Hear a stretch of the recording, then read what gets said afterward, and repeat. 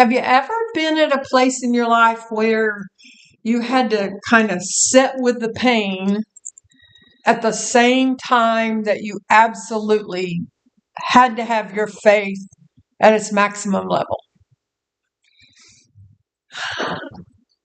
I'm Elizabeth Inman. This is our 1 year daily Bible study. And wow, is the book of Job ever speaking to me? It's had me reviewing my life back from the beginning, I think. Oh, goodness. We're reading all the way through the Bible together.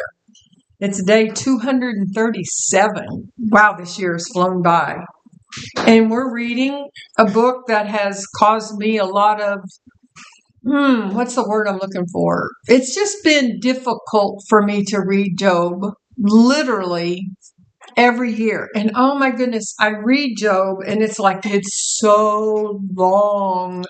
There are so many chapters to the book of Job. But then, well, my favorite two words, but God. But God. I mean, I just want to encourage you. If you're still at that place where reading Job is difficult, just never, ever give up. Never, ever give up. Job has 42, I believe it's 42 chapters to it. Yeah, 42 chapters to it. I know. It's like day after day after day. These friends just mess up. Job messes up. Have you ever messed up in your life? I have. I continue to mess up at times. But God. I'm so excited to be here with you. I know I've been gone a lot this summer. But I'm back. I've got a couple more trips by the end of the year. One's pleasure, one's business. Overall, though, I'm going to be here with you guys. I'm so grateful for my team that fills in. Once again, years past, I just have to shut it down for the summer because summertime is my busy time in the business, and I do a lot of traveling. This past week, I've got the privilege and the honor of teaching at Charis Bible College, and I think it was my best experience yet, and I think this is my 14th year of teaching there, and I think this was my best experience. So I felt your prayers, in other words. Thank you for praying for me. Thank you for being flexible and allowing me the opportunity. Debbie, thank you for working so hard to get the teachers to fill in for me while I'm gone. I so appreciate the whole team. And then here we are in Job. So don't forget, put your prayer requests in for us. And don't forget that we read all the way through the Bible together. We don't get on here and read it. We get on here and share our experience. We share our encounters that while we're reading, God speaks to us. And that's what I want to share with you this morning, not just in Job, but in 1 Corinthians as we finish up 1 Corinthians. And just kind of share how it's been different for me this year. Job's been so different for me. Let's see. We've got a retreat coming up in October 23rd through the 25th. We have a Prophets and Pioneers conference that is on November the 5th and 6th, I believe. I hope my dates are right. So mark those in your calendars and be sure to come and join us for our Dream Big Girls retreat coming up in October. Okay, back to Job. I've been excited about getting to Job. So we know that, well, one of the things that struck me a few years ago when I started actually doing some research and looking up some of the commentators' different notes about Job is the timing of Job is not what it is in this Bible.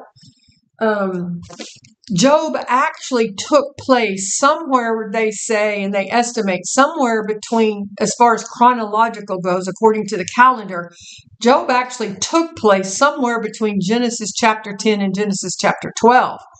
That means it was before Jesus, obviously. That means it was before Moses. That means it was before the law. Before the law. So here's Job. he already has his own rituals, his own traditions that he's done. He got up every day and offered a sacrifice because he was scared that his kids might sin. So he offered sacrifices for his children. And then the Lord himself described him as one of the most faithful of all. I mean, he had God's attention. He didn't just have God's attention. I believe he had relationship with God. Job, without the law, without the rules, the regulations, was seeking God with all of his heart. And even though Matthew 6:33 was not written yet, the truth still remains. In the beginning was the Word, and the Word was with God, and the Word is God. And Matthew 6:33 says, seek ye first the kingdom, and all these things will be added unto you. Job was seeking God, and yet look what happened.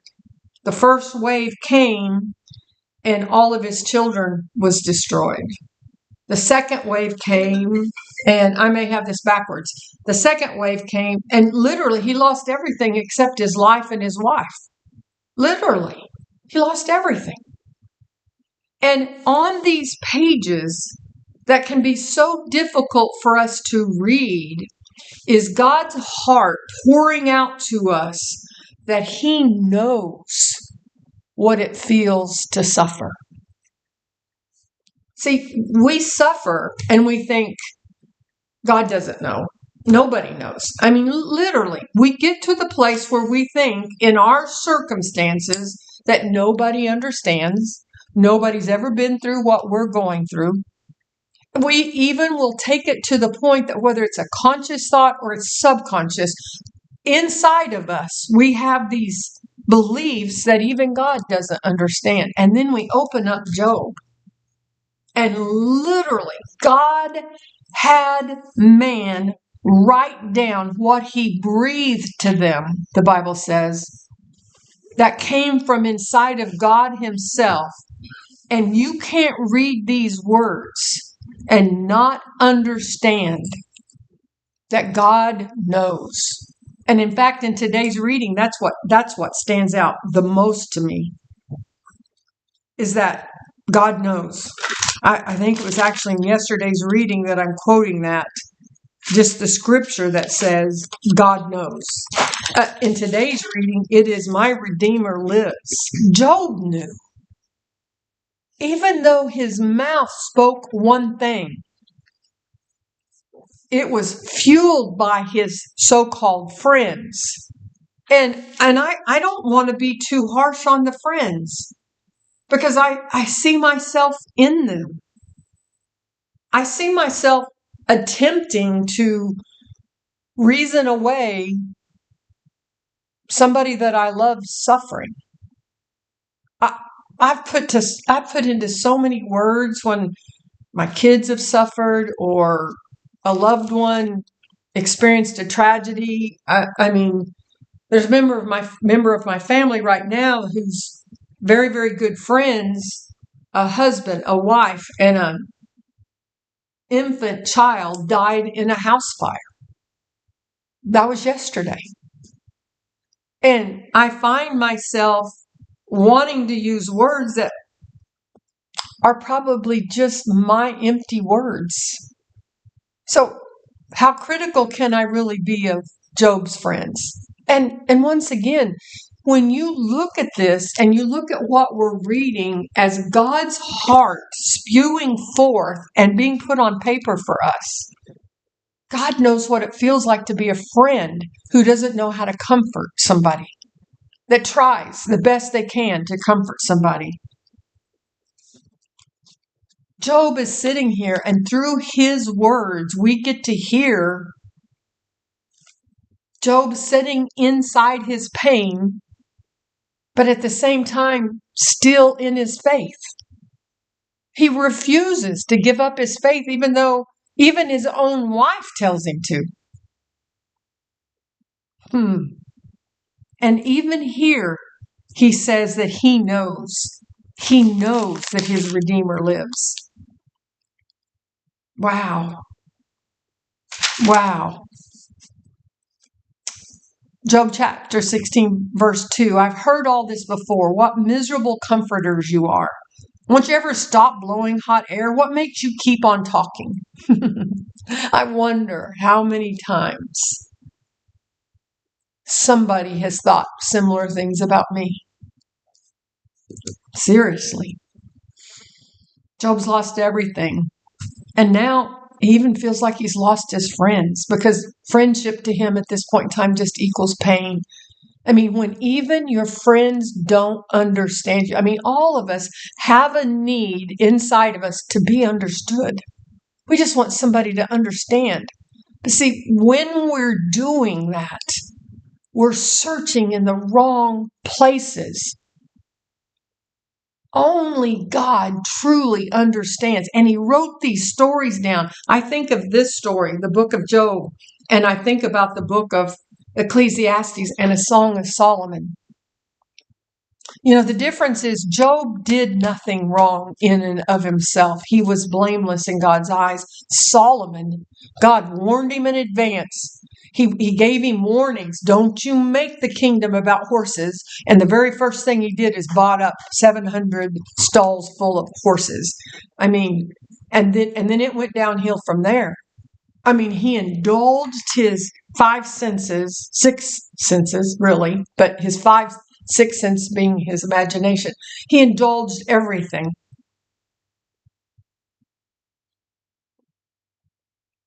You know, sometimes all our friends really need is just our presence. But see, when we just choose to sit with our friends, it's not just our presence that we bring. We bring his presence with us. It's so easy for the ones that are not living in the pain to judge the other one. See, verse 9 is where Job starts believing a lie. The lie is that God hates Job and that he is angrily tearing him apart. Both of those are lies. God never hated Job, and he never was the hand that caused the suffering for Job. And then he makes the mistake of blaming God. Verse 12, I was living quietly until he shattered me. He took me by the neck and broke me in pieces. We got to be careful where our thoughts take us. See, by reading things that we don't really want to read, by forcing ourselves to be disciplined to read Job chapter 16, 17, 18, and 19 long. I mean, did anybody else feel like it was just going on forever this morning? But we discipline ourselves. We understand, wait a minute, this is God's love letter to me. This is literally building us up in our faith that when disaster comes, when suffering comes, when persecution comes, we can withstand and maybe not slide off into the lie like Job did. See, he displays the lie to us today. It's easy for us in our nice little comfy homes, air conditioned, just got up out of my soft, comfy bed, picked up the word. And when we get to the part about God hates me, see, we got to read the beginning of the story, the middle of the story, which is where we're at. And we get to read the end of the story. And we already know God doesn't hate Job. He never hated Job. He wasn't even angry with him. How many times have we uttered words that, well, God's mad at me? I lived 15 years of my life in a lie, believing God was mad at me. And it started with the first teeniest, tiniest little sin. The teeniest, tiniest little wrong thought opened the door that then the enemy had full access to me for 15 years of my life because of my thoughts, my wrong thinking. This shows us, this proves to us that even in our suffering, God doesn't hate us. God is not the hand that brings the destruction on us. The book of Solomon teaches us that even in our sin, God doesn't hate us. God is not taking revenge against us. Yeah. Deep inside Job, God, even deep inside of Job, he knows that God knows. And I say that, verse 19, even now my witness is in heaven. My advocate is there on high. This comes right after, what I just read, verses 12, when I was living quietly until he shattered me. Verse 14, again and again, he smashes against me, charging me like a warrior. And then there it is. Verse 18, O earth, do not conceal my blood. Let it cry out on my behalf. Verse 19, even now my witness is in heaven. My advocate is there on high. My friends scorn me, but I pour out my tears to God. I need someone to mediate between God and me, as a person mediates between friends. Those statements right there shows us and displays that he still believes in the goodness of God. He's just searching for him. See, his friends are searching for answers, but Job is searching for God. Big difference there. Peace is knowing that I don't have to continue in the pain. I don't have to look for answers in earthly places.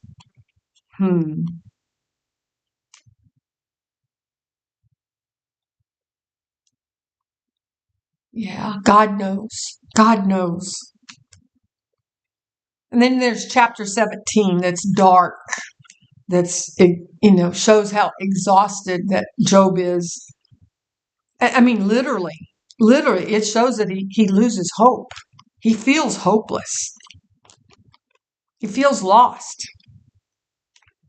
But maybe God allows us to see Job in that state to show that he's not finished and he's not frustrated and he's not intimidated. God is not finished. God is not frustrated. He's not intimidated by our anguish. I tell people all the time, I don't care what you say, how you say it, cry out to God. I have people that at the stage they are in their life, they've not learned to let God renew their minds, and out of their mouth still comes all kinds of 4-letter words. I encourage them. God can handle your 4-letter words. Is that what he wants? No. But will that cause him to step back from you? Absolutely not. God could handle and did handle, quite frankly, reading all the way 42 chapters of this, God handled Job's anguish.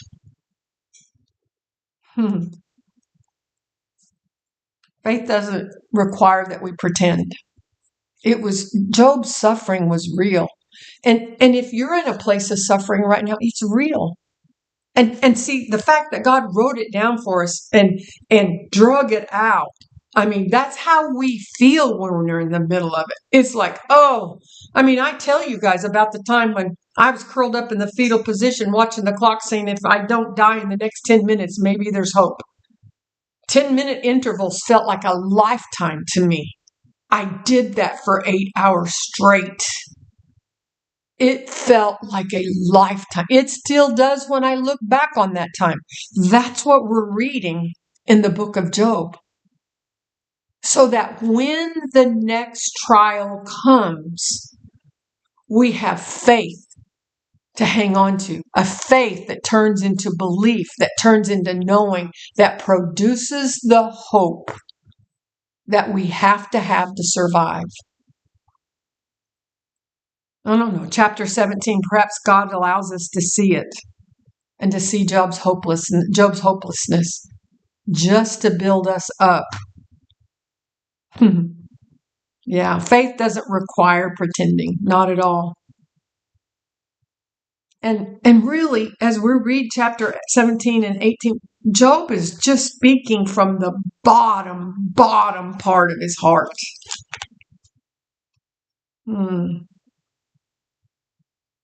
Yeah, and then, verse 17, verse 15, where then is my hope? Can anyone find it? We know what that feels like, don't we? Some of you may be in that situation right now, that the problem that you're in right now feels bigger than anything you've ever faced before. And this story,